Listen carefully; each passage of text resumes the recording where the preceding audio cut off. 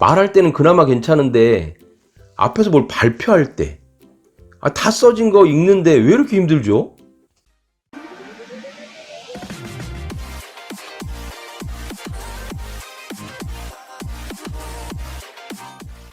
앞에서 기도문을 읽을 때나 아니면은 무언가를 발표할 때 다 써진 거 읽는데 왜 이렇게 말이 꼬이고 힘든 거예요? 좀 잘하는 법 좀 가르쳐 주세요 하시는 분들이 종종 계십니다. 어떤 분은 앞에서 대표로 성경을 읽는데 도대체 깜깜해가지고 긴장해서 이제 그럴 수도 물론 있겠지만, 말하는데 막 숨이 가쁘고 잘 읽던 잘 알던 그 말들도 막 가물가물 거리고 발음이 막 꼬이고 그렇게 되더라는 거예요. 그러면서 막 식은땀도 나고, 물론 긴장의 요인도 있겠지만 그 글을 읽는 방법이 잘못돼서 그런 것일 확률이 높습니다. 또 어떤 공무원분은 앞에서 그 발표를 뭘 해야 되는데 그냥 보고 읽는 거더라고요. 그런데 그 읽는 것을 제대로 못한다고 그걸 가지고 오셔서 저한테 잘 읽는 방법을 좀 가르쳐 달라고 오신 분도 계세요. 저는 지금 웃으면서 얘기하지만 그분들은 얼마나 심각하고 힘들었으면 그렇게 오셨을까요? 지금 여기 보고 계시는 여러분들도 아니 글 읽는 게 뭐가 힘들어? 라고 생각하시는 분들도 계시고 정말 힘들어 라고 하면서 알고 싶어서 지금 보고 계신 분도 계실 거라 믿습니다. 빨리 본론으로 넘어가겠습니다.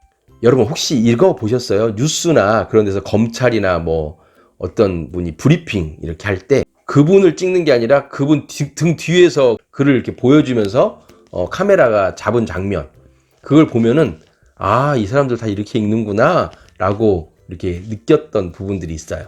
뭐냐? 첫 번째, A4 용지에 글을 딱 올려놓고 이제 읽을 때요, 그 A4 용지에 글씨를 폰트를 일단 크게 합니다. 물론 그렇겠죠.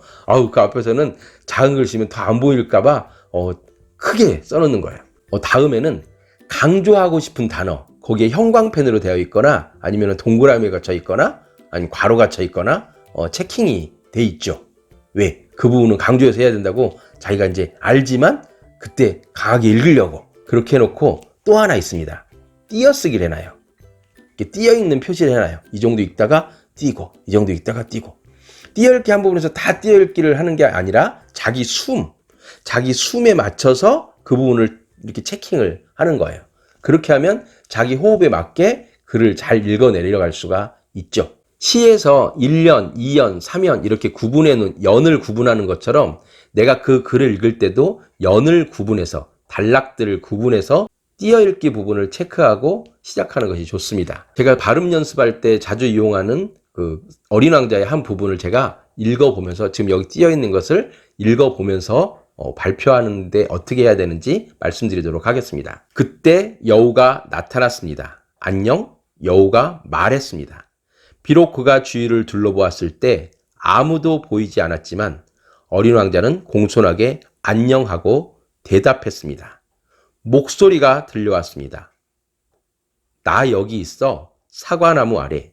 자, 지금 제가 읽을 때 여러분들 어떤 것을 느끼셨습니까? 지금 여기 체크되어 있는 것처럼 동그라미 쳐 있는 부분에서는 제가 강조해서 읽었죠. 강조해서 읽는다는 것은 그 단어가 내가 말하고자 하는 부분 중에서 아주 중요한 거기 때문에 그렇게 강조하는 것도 있지만, 문맥상, 호흡상 그 부분을 강조해서 읽는 것도 있습니다.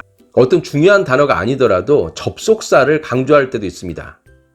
그러니까 지금부터 이야기가 달라진다라고 하는 것을 표현하기 위해서 접속사를 강조할 수도 있죠. 그 부분에서 중요하지 않은 단어를 강조할 때도 있습니다. 왜냐하면 호흡이 잘 받쳐져야 돼서 그 발음을 더 명확하게 해야 될 때 그것을 강조함으로써 더 그 문장들이 명확하게 전달될 수 있다고 생각될 때 강조되는 부분, 중요하지 않은 단어라도 그 부분을 강조할 필요가 있습니다. 글을 읽을 때 글씨 크기를 조금 더 크게 한다. 그 다음에 자기의 호흡에 맞는 띄어읽기 표시를 한다. 두 번째, 말할 때는 첫 음절에 악센트를 주면서 말한다. 그때 여우가 나타났습니다. 안녕, 여우가 말했습니다.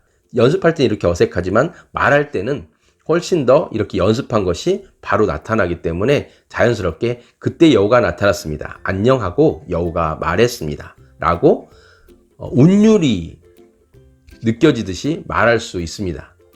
그러면서 빠르지만 명확한 발음으로 들릴 수 있습니다. 그리고 뭐뭐합니다까지 끝까지 말씀하셔야 되고요. 특히 중요한 것은 강조해야 될 단어를 체킹해서 그 부분을 훨씬 더 강하게 읽는다. 발표문 같은 경우는 폰트를 크게 해서 읽을 수도 있겠지만 성경책이나 이런 것을 읽을 때는 정말 어떻게 해야 될지 당황스러운 분들이 가끔 계시더라고요. 그래서 말이 꼬이고 덮이고, 그러니까 말을 빨리 하게 되고 뒷부분으로 갈수록 숨이 차고. 왜 숨이 찰까요? 숨을 안 쉬니까 숨이 차죠. 숨 안 쉬고 계속 말하니까 숨이 찬 겁니다. 그러니까 띄어읽기를 하시라는 겁니다. 띄어읽기를 하게 되면 숨이 차지 않습니다. 제발 띄어읽기 하세요. 네? 띄어읽기를 하면서 첫 음절에 악센트를 주면 숨이 찰 수가 없습니다. 그때 숨이 쉬어지거든요. 숨을 들이마시고 내뿜는 것이 그 순식간에 일어나기 때문에 첫 음절에 악센트를 주고 입을 크게 벌리면서 띄어읽기를 하는 것, 그것이 바로 발음이 씹히지 않고 말들이 계속 덮어지면서 흘러가지 않고 숨차지 않고 더 말을 명확하게 할 수 있는 방법입니다. 그래서 성경을 읽을 때 앞에서 읽으시기 전에 미리 한번 읽어보실 거 아니에요. 그러면 그 부분에서 이 부분이 강조할 단어구나 라고 생각되는 부분이 있어요. 그 부분에 형광펜을 표시해 놓거나 동그라미를 쳐놓고 첫 음절에 악센트 주면서 읽어 내려가시면 되죠. 제가 물론 여유 있게 읽으세요 라고는 하지 않습니다. 그러니까 여유가 없으니까 내가 너한테 물어보는 거 아니야 라고 하시는 거잖아요. 그러니까 여유 있게 하려면 띄어읽기를 꼭 하시기 바랍니다. 부탁드립니다. 첫 음절에 악센트 부탁드립니다. 강조할 단어 체킹 꼭 부탁드립니다. 그렇게만 하시면 글 읽는 데에 숨차지 않고 발음 꼬이지 않고 잘 읽어 내려갈 수 있습니다. 오늘 이 영상 좋으셨다면 칭찬과 격려, 구독과 좋아요 부탁드립니다. 감사합니다.